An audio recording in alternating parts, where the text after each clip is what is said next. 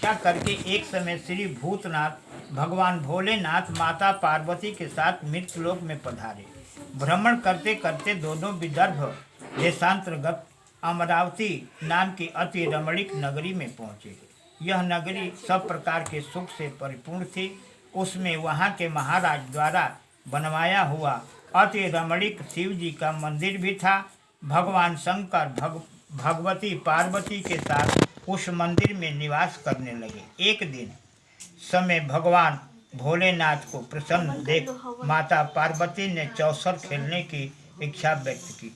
भक्त शिव जी ने प्राण प्रिया की बात को मान लिया और चौसर खेलने लगे। उसी समय मंदिर का पुजारी मंदिर में पूजा करने आया। माता पार्वती ने पुजारी से प्रश्न किया कि हम दोनों में से किसकी जीत होगी। वह ब्राह्मण बिना विचारे शीघ्रता से बोल उठा कि महादेव जी की जीत होगी। थोड़ी देर में बाजी समाप्त हुई और पार्वती जी की विजय हुई। पार्वती जी जब बहुत क्रोधित हुई और ब्राह्मण को बिना विचार किए बोलने के अपराध के कारण कोढ़ी होने का श्राप दे दिया। पुजारी कोढ़ी हो गया। पुजारी को श्राप कष्ट भोगते हुए जब बहुत दिन हो गए, तब एक दिन देवलोक की अप्सराएं शिव जी की पूजा हेतु उसी मंदिर में आई और पुजारी से उसके रोगी होने का कारण पूछा। पुजारी ने सारी बात उन्हें बता दी। उनमें से एक अप्सरा थी। बोली, हे पुजारी, भगवान शिव तुम्हारे कष्ट को दूर कर देंगे। तुम भक्ति प्रभाव से सब व्रतों में श्रेष्ठ खोड़स सोमवार का व्रत किया करो। पुजारी ने जब व्रत की विधि पूछी तो अप्सरा ने बताया कि सोमवार को भक्ति के साथ व्रत करें, स्वच्छ वस्त्र पहने, संध्या और उपासना कर के बाद आधा सेर गेहूं का आटा लें, उसके 3 हिस्से करें और घी गुड़ दीप नैवेद्य पुंगी फल बेलपत्र जनेऊ जोड़ा चंदन अक्षत पुष्पादि के द्वारा प्रदोष काल में भगवान शंकर का विधि पूर्वक पूजन करें। तत्पश्चात 3 हिस्सों में से एक शिव जी को अर्पण करें, बाकी 2 को शिव जी का प्रसाद समझकर उपस्थित जनों में बांट दें और आप भी प्रसाद पाएं। इस विधि से 16 सोमवार व्रत करने से 17वें सोमवार को पाव सेर पवित्र गेहूं के आटे की बाटी बनावें। भगवान भोलेनाथ को भोग लगाकर उपस्थित भक्तों में बांटें। इसके बाद कुटुंब सहित प्रसाद लें। ऐसा करने से आपके सभी मनोरथ पूर्ण होंगे। ऐसा कहकर अप्सराएं स्वर्ग की ओर चली गई। ब्राह्मण ने यथाशक्ति खोड़स पूजन व्रत किया तथा भगवान शिव की कृपा से रोग मुक्त होकर आनंद से रहने लगा। कुछ दिन बाद शिव जी और पार्वती फिर उस मंदिर में पधारे। ब्राह्मण को निरोगी देख पार्वती जी ने ब्राह्मण से रोग मुक्त होने का उपाय पूछा तो ब्राह्मण ने 16 सोमवार व्रत की कथा सुनाई। पार्वती जी अति प्रसन्न हो ब्राह्मण से व्रत की विधि पूछकर स्वयं व्रत करने लगी। व्रत करने के फलस्वरूप उनके रूठे हुए पुत्र कार्तिकेय माता की आज्ञाकारी हुए। उन्होंने अपने हृदय परिवर्तन कर भेद माता पार्वती से पूछा। फिर स्वयं भी मित्र मिलन की इच्छा से वह व्रत किया। उनसे मित्र ने जब आकस्मिक मिलन का भेद पूछा तो कार्तिकेय जी ने उन्हें भी 16 सोमवार का व्रत महात्म बताया। तब मित्र ने भी यह व्रत किया और भगवान शिव की कृपा से उसका विवाह एक राजकुमारी से हुआ। एक दिन राजकन्या ने पति से प्रश्न किया कि हे प्राणनाथ, आपने ऐसा कौन सा भारी पुण्य किया था जिसके प्रभाव से मेरा आपसे विवाह हुआ। ब्राह्मण बोला कि हे प्राण प्रिय, मैंने 16 सोमवार व्रत किया था जिसके प्रभाव से मुझे तुम जैसे गुणवती पत्नी प्राप्त हुई। व्रत की महिमा सुन राजकन्या भी पुत्र की कामना करके व्रत करने लगी। शिव जी की दया से उसके गर्भ से एक अति सुंदर सुशील धर्मात्मा और विद्वान पुत्र उत्पन्न हुआ। माता पिता दोनों उस देव पुत्र को पाकर अति प्रसन्न हुए और उसका लालन पालन भली प्रकार से करने लगे। जब पुत्र समझदार हुआ तो माता पिता को देखकर वह भी राज्याधिकार पाने की इच्छा से हर सोमवार को व्रत करने लगा। व्रत शुरू होने के बाद ऐसे संजोग बने कि पड़ोसी राजा की पुत्री के साथ उसका विवाह हुआ और वृद्ध राजा के देवगंत हो जाने पर इसी ब्राह्मण युवक को सिंहासन पर बैठाया गया। क्योंकि देवगंत राजा के कोई पुत्र नहीं था, राज का उत्तराधिकारी होकर भी वह ब्राह्मण पुत्र 16 सोमवार का व्रत करता रहा। जब 17वां सोमवार आया तो विप्र पुत्र ने अपनी प्रीतमा से पूजन सामग्री लेकर शिव पूजा के लिए शिवालय चलने को कहा, परंतु उसकी पत्नी ने उसकी आज्ञा की परवाह न की। दास दासियों के द्वारा जब सब पूजन सामग्री शिवालय भिजवा दी, परंतु आप नहीं गई। जब राजा ने शिव जी का पूजन समाप्त किया तब आकाशवाणी हुई कि हे राजा, अपनी रानी को राजमहल से निकाल दे, नहीं तो यह तेरा सर्वनाश कर देगी।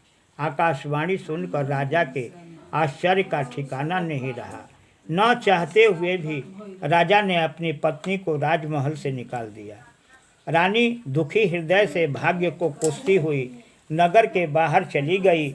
वह एक ग्राम में पहुंची। वहां एक बुढ़िया सूत काट कर बेचने जाती थी। रानी की करुण दशा देखकर वह बोली कि चल तू मेरा सूत बिकवा दे, मैं वृद्ध हूँ, बोझ नहीं उठा पाती। रानी ने बुढ़िया के सिर से सूत की गठरी उतार कर अपने सिर पर रख ली। तभी तेज आंधी आई और बुढ़िया का सूत पोटली सहित उड़ गया। बुढ़िया ने भी उसे अपने घर से निकाल दिया। इसके बाद रानी एक तेली के घर गई। शिव जी के प्रकोप के कारण तेली के सब मटके उसी क्षण चटक गए। तेली ने भी रानी को अपने घर से निकाल दिया। अत्यंत दुख पाती हुई रानी एक नदी के तट पर गई तो नदी का समस्त जल सूख गया। तत्पश्चात रानी एक वन में गई। वहां जाकर सरोवर में सीढ़ी से उतरकर पानी पीने गई। उसके हाथ का स्पर्श होते ही सरोवर का नीलकमल के समान जल असंख्य कीड़ों से भर गया। रानी ने भाग्य पर दोषारोपण करते हुए उस जल को पीकर पेड़ की शीतल छाया में विश्राम करना चाहा, परंतु रानी जिस पेड़ के नीचे जाती उस पेड़ के पत्ते तत्काल गिर जाते। ग्वालों ने अपने गोसाई जी से, जो उस जंगल में स्थित मंदिर में पुजारी थे, यह बात बताई। ग्वाले रानी को गोसाई जी के पास लाए। रानी के मुख कांति और शरीर शोभा देखकर गोसाई जी जान गए कि अवश्य ही कोई विधि की गति की मारी कुलीन स्त्री है। पुजारी ने रानी से पूछा कि हे पुत्री, तुम्हारे ऊपर कौन से देवता का प्रकोप है जिससे तुम्हारी ऐसी दशा है।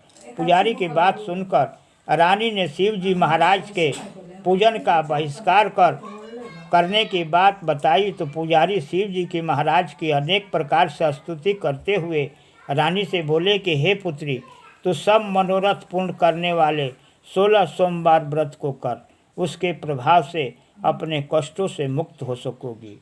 गोसाई जी की बात मानकर रानी ने 16 सोमवार व्रत किया और 17वें सोमवार को विधि विधान सहित पूजन किया। उस पुत्र के प्रभाव से राजा के हृदय में विचार उत्पन्न हुआ कि रानी को गए बहुत दिन व्यतीत हुआ, न जाने कहाँ कहाँ भटकती होगी, उसने ढूंढना चाहिए। वह सोच रानी को तलाश करने के लिए राजा ने चारों दिशाओं में दूत भेजे। वे दूत रानी को ढूंढते हुए पुजारी के आश्रम पहुँचे। वहाँ रानी को पाकर पुजारी को अपने साथ ले जाने का आग्रह। पुजारी से महाराज ने ब्राह्मणों को अनेक तरह के दानादि देकर संतुष्ट किया। पुजारी ने मना किया। दूत चुपचाप लौट गए और महाराज को रानी का पता बतलाया। रानी का पता पाकर राजा स्वयं पुजारी के आश्रम गए और पुजारी से प्रार्थना करने लगे, महाराज, जो देवी आपके आश्रम में रहती है वह मेरी पत्नी है। शिव जी के कोप से मैंने इनको त्याग दिया था। अब इस पर से शिव जी का प्रकोप शांत हुआ है, इसलिए मैं इन्हें लेने आया हूँ। आप इनको मेरे साथ जाने की आज्ञा दीजिए। गोसाई जी ने रानी को राजा के साथ जाने की आज्ञा दी। गोसाई की आज्ञा पाकर रानी प्रसन्न होकर राजा के साथ नगर में आई। नगरवासियों ने नगर के द्वार तथा नगर को तोरण से और बंदवार से विधिवत विधि से सजाया। घर घर में मंगल गान होने लगे। पंडितों ने विधि वेद मंत्रों का उच्चारण कर अपनी राज रानी का स्वागत किया।